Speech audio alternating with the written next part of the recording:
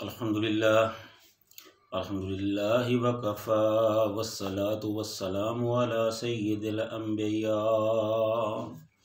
अम्मा बाद औज़ु बिल्लाहिस समीइल अलीम मिनश शैतानिर रजीम बिस्मिल्लाहिर रहमानिर रहीम व अक़्समू बिल्लाहि जहदा ईमानिहिम लाइन अमरतहुम लयख़्रुजुन्ना कुल ला तुक़सिमू ताअतुम मारूफ़ा इन्नल्लाह ख़बीरुम बिमा तअमलून।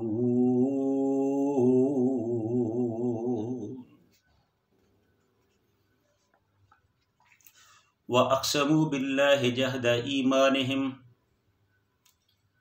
और उन्होंने कस्में उठाई अल्लाह के लिए, जहदा ईमानिहिम मजबूत कस्में, पक्की कस्में, ला इन अमरतहुम लयख़्रुजुन्ना, बिलाशुबा अगर उनको हुक्म दिया जाए कि वो जहाद के लिए निकलें तो वो अपने घर बार को छोड़कर जहाद के लिए निकलेंगे।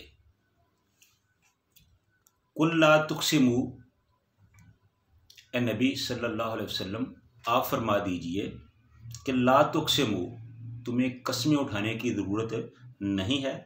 ताअतुम मारूफ़ा, तुम्हारी अतात ही जानी पहचानी है।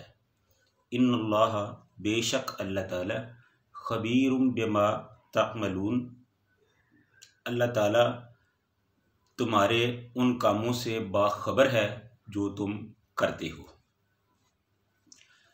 यहाँ दो किस्म के ग्रोह हो सकते हैं, कस्में उठाने वाले दो किस्म के ग्रोह हो सकते हैं। एक अहले ईमान का, जहाँ तक अहले ईमान का ताल्लुक है तो उन्हें तो इस किस्म की कस्में उठाने की ज़रूरत नहीं होती। जैसा कि आप सब जानते हैं कि अहले ईमान तो उस वक़्त सहाबा ही थे, और सहाबा का जो ईमान है वो शक व शुबे से बालातर है। उन्हें तो कस्में उठा कर यकीन दिलाने की ज़रूरत ही नहीं। वो तो नबी सल्लल्लाहु अलैहि वसल्लम की एक आवाज़ पर अपना सब कुछ लुटाने के लिए हमेशा तैयार हो जाते हैं, इसलिए उनको तो ऐसी कस्में उठाने की कतन कोई ज़रूरत नहीं है। और दूसरा ग्रोह अहले नफाक यानी मुनाफिकों का था। जब भी मुसलमानों पर कोई भारी वक़्त या बुरा वक़्त आता, कोई जंग के हालात पैदा होते, तो वो इससे पीछे हट जाते, जंग से पीछे हट जाते, जंग लड़ने से इनकार कर देते, मुसलमानों के लश्कर से अलग हो जाते।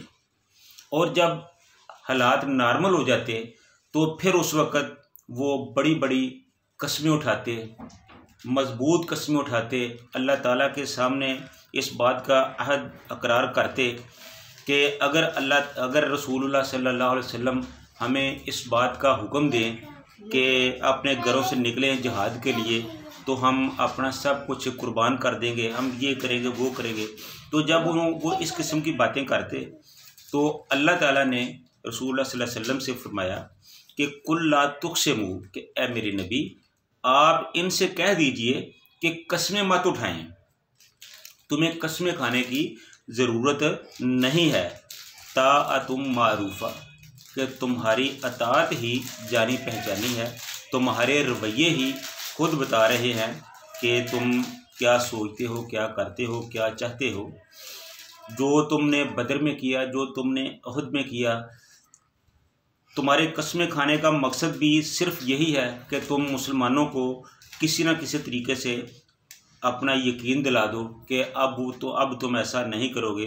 लेकिन अल्लाह ताला कहता है कि इन्नल्लाह ख़बीरुम बिमा तअमलून, कि तुम जितनी मर्ज़ी कस्में खा लो, जितने मर्ज़ी अहदो पमा कर लो, तुम पर, तुम्हारी कस्मों पर किसी किस्म का कोई इतबार नहीं। अल्लाह ताला तुम्हारे तमाम कामों से बाखबर है जो तुम करते हो। तो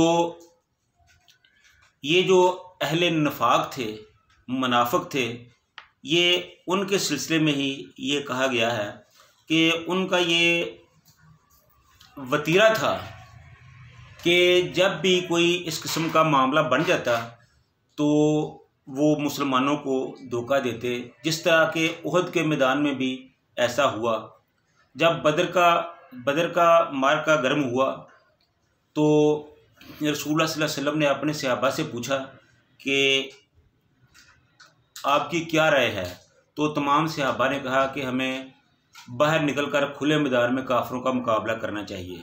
तो चंद काफिर जो थे, मुनाफिक थे, जो मुनाफिकों ने कहा कि नहीं, हमें मदीने में रहकर ही मुकाबला करना चाहिए।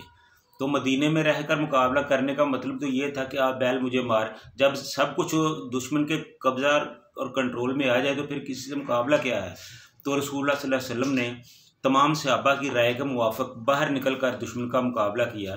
तो मक्के के जो मुनाफिक थे, मदीना में जो मुनाफिक थे, उन्होंने ये बहाना बनाया कि चूँकि रसूलुल्लाह सल्लल्लाहु अलैहि वसल्लम ने हमारी बात नहीं मानी इसलिए हम जंग में शामिल नहीं होंगे। तो वो उन्होंने जंग में शामिल होने से इनकार कर दिया। तो जंग बदर के मौका पर उन्होंने मुसलमानों को धोखा दिया।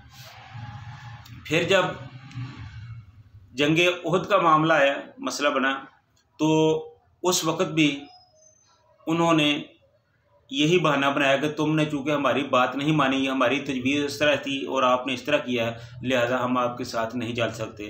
तो वो 300 आदमी मुनाफिकीन के जो थे मुसलमानों के साथ, मुसलमानों का लश्कर 1000 का था। तो वो मुनाफिक मुसलमानों से जब अलहदा हुए तो वो 300 आदमी आपने निकाल कर वापस ले गए। तो मुसलमानों का लश्कर सिर्फ 700 पर रह गया।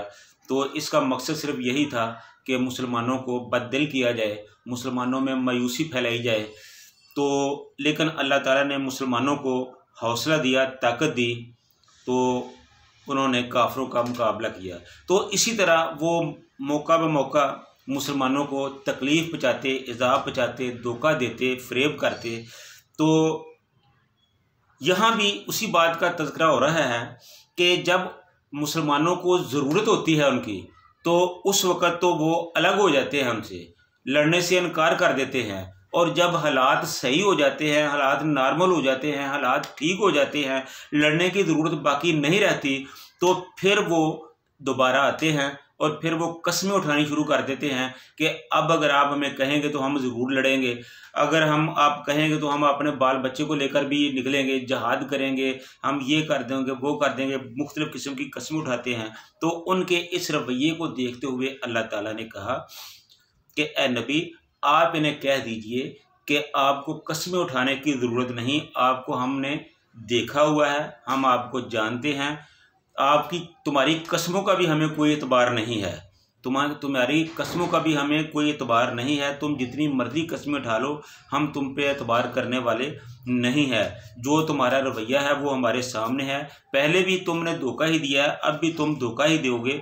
तो तुम मुसलमानों को तो फ़रेब कर सकते हो, मुसलमानों को तो तुम फ़रेब में डाल सकते हो, धोखा दे सकते हो, लेकिन अल्लाह ताला को तो तुम फ़रेब में मुब्तला नहीं कर सकते। अल्लाह ताला तो सब जानते हैं कि तुम्हारे दिल के अंदर क्या है, तुम्हारे दिल के अंदर क्या छुपा हुआ है, वो तो छुपी हुई और ज़ाहिर तमाम बातों को जानता है। तो इसलिए तुम अपनी अताअत से, अपने रवैये से ही पहचाने जाते हो, तुम्हें कस्में खाने की ज़रूरत नहीं है। इन्नल्लाह खबीरुम बिमा तअमलून, तो अल्लाह ताला तुम्हारे तमाम कामों से अच्छी तरह बाखबर है। तो ये थी इन काफरों का रवैया जो अल्लाह ताला ने यहाँ बेनकाब किया है।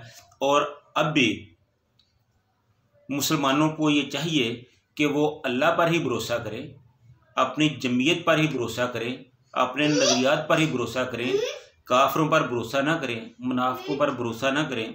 अगर आपने काफिरों से लड़ना है तो हस्बी अल्लाह व निअमल वकील, हमारे लिए तो हमारा अल्लाह ही काफ़ी है, इसी असूल के तहत ही आप लड़ सकते हैं। अगर आप दूसरों पर भरोसा करेंगे तो उनके भरोसे का कोई फ़ायदा नहीं, वो किसी वक्त भी आपको धोखा दे सकते हैं। तो अल्लाह ताला से दुआ है कि अल्लाह ताला हमें अपने कुरान पर, इस्लाम पर, इस्लाम के असूलों पर, रसूलुल्लाह सल्लल्लाहु अलैहि वसल्लम के वादे अहकाम पर अमल की तौफीक अता फरमाए। व आखिरु दावाना अनिल हम्दुलिल्लाहि रब्बिल आलमीन।